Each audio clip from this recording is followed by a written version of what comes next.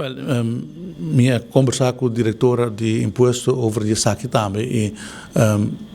babone den passado tal tem montante na grande den cash te passa via departamento de imposto com três sorte de risco indiciar para o departamento incluso a possibilidade para fraude e na final do dia que o país Aruba está sunco perjudicar dus vooral después de COVID a switch para o sistema mais digital pero por exemplo o grupo de pensionado e isso não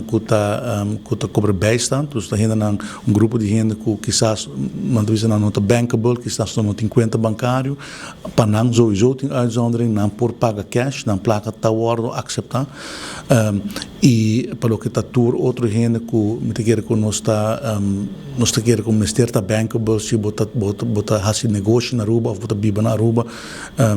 o ministério por ter conta bancário e agora por off bota swipe dus bota swipe of bota paga via transferência bancário dus me quer que está de mundo mais moderno é pago digital não está algo de complicado e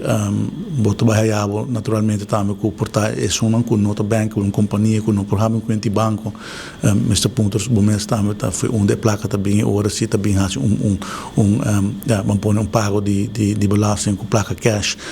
mientras que a maioria de companhia vamos pôr 99 de 100 está acessar aqui com via transfer of via swipe. Pero pergunta agora queda legalmente tempo acessar aqui? A pergunta é não por contestar, não sabe se tem uma obrigação para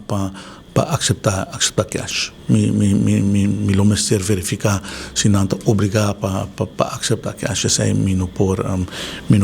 contestar aqui não.